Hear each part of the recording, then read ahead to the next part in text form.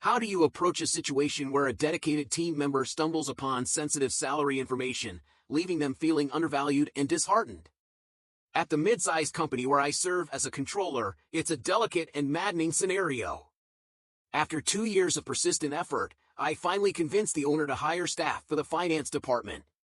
Now, we have a small but mighty team, a finance manager, a junior accountant, and a bookkeeper. Each one is a powerhouse, handling tasks that would normally overwhelm a far larger crew. But there's a catch, a colossal one. The CEO. He's an arrogant skeptic who dismisses the value of the finance department outright, labeling us as wasteful. He gripes about the size of our team, despite knowing we don't just manage the main company but also 3 subsidiaries. One of those subsidiaries, an S-Corp, is a monthly nightmare to balance. The workload is grueling, yet the CEO's disdain is unwavering. Our bookkeeper, a 25-year-old with only an associate degree, is a standout. She came on board under an agreement to pursue further education while working, and she's proven to be exceptionally sharp. Detail-oriented, eager to learn, and relentlessly hardworking, she's the glue holding us together on chaotic days. She's even taken on tasks outside her job description just to gain more experience. But everything changed one day when she happened to grab documents from the main printer. There it was, HR's payroll timesheet. The numbers stared back at her, and with them came a crushing realization: she was underpaid. She didn't say much at first, but I saw it, the subtle shift in her demeanor, the heaviness she tried to hide. The timing couldn't be worse. I'd been advocating for her salary increase during this year's review, pushing for a bump from $150,000 to $160,000. I even suggested a title upgrade to accounting assistant. She's a vital asset to our daily operations, yet the CEO flat out refused. He dismissed her contributions, unwilling to see her value. It's heartbreaking. She's spiraling into self-doubt, convinced she can't compete in the job market until she earns her BSA. I've assured her repeatedly that I'm doing everything in my power to get her the raise she deserves. But her confidence has taken a hit, and I can see her spirit waning. To make matters worse, the CEO's mindset is infuriating. We're a profitable company. There's ample room to adjust salaries across the board, not just hers. But he's stuck in his ways, unwilling to reinvest in the very people who keep the wheels turning. It's not just about the money, it's about morale, about recognition. How do I guide someone who's so deserving yet feels so stuck? She's talented, driven, and has a natural flair for tax preparation. I've told her countless times that if she wants to leave, I'll be her strongest reference and connect her with opportunities. But she's paralyzed by self-doubt, adamant that she isn't ready. Her employment contract requires her to actively pursue her education, or she risks termination. And she's committed. She worked tirelessly to earn her associate degree, even taking foundational courses while juggling her job. Now, she's down to 1 or 2 advanced classes per semester. At this pace, it'll take her 2 to 3 years to complete her BSA. I feel trapped, too. I'm $145,000 underpaid for my role, considering the scope of my responsibilities. I'm essentially managing 4 companies' finances. Yet, I've stayed because the proximity to home and the work-life balance somewhat cushion the financial shortfall. Still, my patience is wearing thin. This incident with the payroll timesheet was a careless mistake by HR. I confronted them about leaving such sensitive information unattended. They brushed it off as an honest error and apologized to the bookkeeper, but the damage was already done. I've scheduled a meeting with the CEO, CFO, and HR to address the broader implications of this slip-up. The CEO is notoriously oblivious unless these issues are spelled out in meetings. And if she decides to leave, I want it to be crystal clear to him why we lost her, not because she couldn't handle the job but because of systemic negligence and a lack of appreciation. The irony is, she might not have discovered those salaries if not for the CEO's paranoia.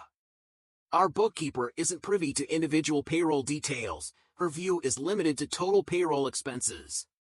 That spreadsheet in the printer? It revealed a reality she hadn't fully grasped before, a reality that's now eating away at her motivation. How do I fix this? How do I keep her spirits up while navigating a system so blind to its flaws? It was a Friday like no other when I found myself sitting in a tense meeting room. The CEO, CFO, HR manager, and myself gathered together to address an issue that had been brewing for some time, the misuse of the main copier by HR to print timesheets. The situation wasn't just about the copier though, it was about a deeper failure to follow the policies in place, and worse, the leaking of confidential payroll information. Employees were already upset, and my bookkeeper, who had seen the breach, wasn't the only one. It seemed a few others had been aware of the slip-up too, and it was only a matter of time before the whole situation spiraled. The HR manager apologized profusely, almost to the point of overcompensating. But the CEO? He was too quick to defend her. It felt as if he couldn't see past her mistakes, continuously offering excuses for her lack of discipline. Meanwhile, the CFO and I were ready with a plan, a strategy to show that this wasn't just about one small error, but about a larger problem that was starting to affect the morale of our team, especially my bookkeeper. She wasn't just any employee, she was a cornerstone of the finance department. But her frustration was beginning to show. And if we didn't act soon, we might lose her. The CEO wanted solutions. I had one ready. My proposal was simple: promote her. She deserved the recognition. With the title of junior accountant, she would not only feel more valued but could also see a pay raise from $50,000 to $66,000, closer to the market rate in Pennsylvania. It would validate her role and encourage her to continue growing within the company, even pursue her education further. I expected some pushback, but nothing prepared me for what happened next. The HR manager, acting as though she had the right to challenge every decision, jumped in. She scoffed at the proposal, claiming it was unreasonable. Her voice was like nails on a chalkboard. I couldn't believe what I was hearing. She didn't just disagree, she tried to convince the CEO to shut the whole thing down. The CEO, already swayed by his poor opinion of the finance team, seemed to waver. He kept asking for the CFO's opinion, as if that would provide him with some clarity. The CFO? He was playing both sides, like he always did, carefully treading water to avoid upsetting either the CEO or me. After all, I did most of his work. But then, the HR manager crossed a line. She did something utterly childish, borderline insulting. She asked if I thought my bookkeeper was so valuable, why not forfeit part of my own bonus and give it to her? The nerve! I had worked so hard for my own salary and bonuses, putting in long hours and managing tasks across not just one but multiple subsidiaries. Sure, I was underpaid compared to market standards for a controller, but that didn't mean I could just give away my bonus to cover someone else's salary. I was taken aback. HR was now telling me to pay my own team's salary? Was this even legal? Could a company sustain itself if employees were expected to foot the bill for others? The absurdity of it all was overwhelming. The meeting dragged on with no resolution in sight, and thankfully, it ended when the CEO had another commitment to attend to. The fallout? It was painfully clear. My bookkeeper, still with us, was a shadow of the employee she once was. Her confidence, her energy, it had all but evaporated. I hadn't shared the specifics of the meeting with her yet, but I could see she was already anticipating some kind of update. She deserved so much more. She had been an incredible worker, and I wanted nothing more than to continue guiding her through her accounting career. But now, with the environment so tense, I wasn't sure how much longer she'd stick around. This was my first real challenge in management, and honestly, I wasn't sure what to do next. Would anyone out there have some advice for me? I needed help. In the comments, someone suggested that the HR manager should have been written up. It was clear this wasn't just a simple mistake, it was a series of blunders, and there needed to be consequences. Yet, it turns out the HR manager only got a slap on the wrist, a written warning. Honestly, it felt like no one was taking this seriously. She seemed to walk out of that meeting almost pleased with herself, as though nothing had happened. Someone else commented that they'd leave in a heartbeat if their boss wasn't willing to support them in a situation like this. It made me wonder, was I being foolish to stay? The CFO, privately, had mentioned he'd be willing to increase my bonus just to brush the whole thing aside. Trust me, I was seriously considering it. But how could I leave my team to fend for themselves? Another commenter broke things down into two separate issues, a data breach issue and an employee satisfaction issue. They made a point that the data breach wasn't my responsibility, it was HR's. And the disgruntled employee issue? Well, that was mine to deal with, but not necessarily with HR's help. The way the CEO had dragged HR into employee reviews had only muddied the waters. When I explained that HR was essentially just there to handle complaints and payroll, it seemed even more ludicrous. They didn't even handle recruiting. We had to hire a firm to do that for us. What was HR even doing if they weren't fulfilling their core responsibilities? One person bluntly called out the company, saying the leadership was a mix of incompetence and sycophancy. What was I still doing there? I told them, protecting my team. Once I knew they were taken care of, then I'd think about leaving. But for now, I had a responsibility to them. I even joked to my finance team about starting my own firm. Maybe it was time to make that joke a reality. The next update came on a Saturday morning. The CEO, CFO, and I had another meeting. It wasn't about the copier anymore. No, it was about my bookkeeper's promotion and salary increase. The CEO just couldn't get past the idea of giving her a $10,000 raise without her having a BSA. He argued it wasn't feasible. CFO and I pushed back, trying to make him see reason. But I knew this was far from over. It was a tough conversation. She had been working hard, showing incredible discipline and dedication in her role. I had always valued her contributions, and I knew she was more than capable. But when I approached the CEO about a raise for her, I found myself met with resistance. He was disgruntled, unwilling to agree to anything beyond a modest bump, just a $4,000 raise. He mentioned the bonus option, suggesting that if she had such potential, the company could compensate her that way instead. I felt conflicted. On one hand, the bonus seemed like a fair way to recognize her, but I also knew it wouldn't be enough. I had a nagging feeling my bookkeeper wouldn't be happy with a raise that small. People around me had voiced their opinions, suggesting she might be asking for too much. But as her manager, I couldn't dismiss the work ethic and growth she'd shown. She had earned more than that. I decided to go further, sacrificing part of my own bonus to give her the $10,000 raise I thought she deserved. But I never anticipated how she would react when I told her. The meeting didn't go as I had hoped. She was upset, not about the raise, but about the fact that I was using my own bonus to fund it. It was as though the weight of it crushed her. I had hoped my gesture would show her that, even if the company didn't recognize her value, I did. Instead, it seemed to have the opposite effect. She started crying, saying she felt like a burden. I tried to calm her down, to reassure her that I didn't think she was unqualified or undeserving of anything. I told her I would support her decision, whatever it was, and that she could take as much time as she needed to think it over. I never expected that 20 minutes later, she'd ask for another meeting. When she entered the room, she was in tears again. This time, it wasn't just about the raise. She apologized profusely, blaming herself for everything. She felt guilty for causing trouble, for the arguments with HR and the CEO. And then, to my shock, she told me she was quitting, effective immediately. It felt like a punch in the gut.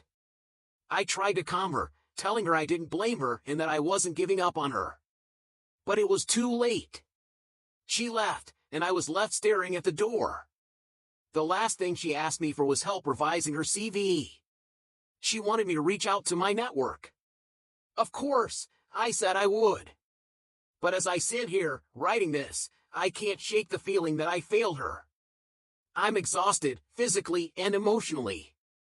I wanted to do right by her, and yet somehow, it feels like I did the opposite. This is the hardest part of being a manager. It's my first time handling something like this, and it's weighing on me more than I expected. I had really hoped this would be a win, a way to show her that I saw her worth. But instead, it feels like a crushing defeat. The disappointment lingers, and I'm left with this pit in my stomach, unsure of what to do next. The weight of it all presses down, lingering on me like a heavy fog. I thought I'd been clear, but somehow, the message didn't land. It was a simple truth: she's not a burden. Never was. How could she be? I had just given her a piece of my own money to keep her, to show that I valued her, not just as a team member, but as a person. Did I fail to communicate that? Was the gesture lost in translation? Anyway, a small comfort arrives in the form of a simple offer. A small public firm, just a few weeks into my journey as an associate. And already, they've proven themselves. It's a place that treats people right. Maybe they'd be able to offer her something, give her a shot at a fresh start. I was ready to help, to reach out on her behalf. Could I fix what felt broken between us, even if it wasn't my mess to clean up? It's all hitting harder than I thought. I can't shake it off. I need to reach out to her. We need closure. I can't let her think she's been a burden. Not now. Not ever. She's smarter than that. I know she'll bounce back, but I can't leave this hanging. I owe her that much, at least. Maybe a lunch, or dinner, something to make sure she understands. This isn't about me, it's about her, and it always has been. But is there more to it? Some of the questions people keep asking. Could it be that I care more than I'm willing to admit? I don't think so. I've got someone else already, someone who means everything. So no, it's not about that. But I do want to fix this, to help her see her worth. As her ex-manager, that's the least I can do. The story isn't over yet. The CEO. The CFO. What's their take on all of this? Do they realize they might be losing me too? Are they panicking? Probably. I'm sure they had no idea this would all play out the way it did. But I'm not here to hold their hand anymore. I don't owe them anything. So, here I am. Another day. Another shift in this whole saga. The bookkeeper and I met again, and I'm relieved to say, she's not giving up. She's taking it in stride, even if the hurt is still there. But there's progress. She's pushing forward, and that's something to celebrate. She's found a new role, staff accountant at a small, family-owned firm in Delaware. A fresh start, with decent pay, benefits, and a 4% match. It's a win. I can't help but feel proud of her for securing this opportunity. She's going places, and I know she's going to thrive. I've got my own journey to figure out now. I wrapped things up with my team, made sure they were set before I walked away. My junior accountant got promoted to accountant, with a solid 10% raise. That's the one thing I know I did right. I'm proud of that. But then, the inevitable happens. The panic sets in. The CEO and CFO scramble when they realize what's happening. They offer me a pitiful sum, a few more PTO days, and try to sell me on staying. The truth? I can't take them seriously. If they truly valued my contributions, they wouldn't be scrambling now. They should have listened to me when I first brought it up. And that was it. I left. The CFO sent me a long text begging me to return, but I just ignored it. I wasn't going back. Not for anything. No more empty promises. I'm already moving on. I've let a few of my connections know I'm free, and I'm already getting offers. It's a relief to know I won't be struggling. And honestly, I'm enjoying the break. Catching up on shows, just taking a breath before diving back into the grind. Looking back, I think this was a win-win. The bookkeeper's got a new start, and I'm on my way to a fresh chapter too. I'm thankful for the support from people who've been there, offering advice and encouragement. It's been tough, but I'm learning. I've been in this game long enough to know things don't always turn out the way you expect, but you keep pushing forward. Still, it stings. The way things unfolded. I didn't want this to be a win at anyone's expense. But sometimes, that's how the chips fall. So now, I'm left wondering what's next. Maybe I'll explore other areas of accounting. PA at before? Local firms? The corporate world? I'm open to it all. I've learned a lot, and I'm ready for whatever comes next. I think we'll both be fine, the bookkeeper and I. We'll make it work. One way or another. And as for the company? Well, they've learned a lesson too. A hard one. Maybe they'll figure it out. Maybe they won't. In the meantime, I'll keep my head up. There's more to come. And I'm ready. AITA for calling the mistress's family to get the child or CPS? Best drama Reddit family tales.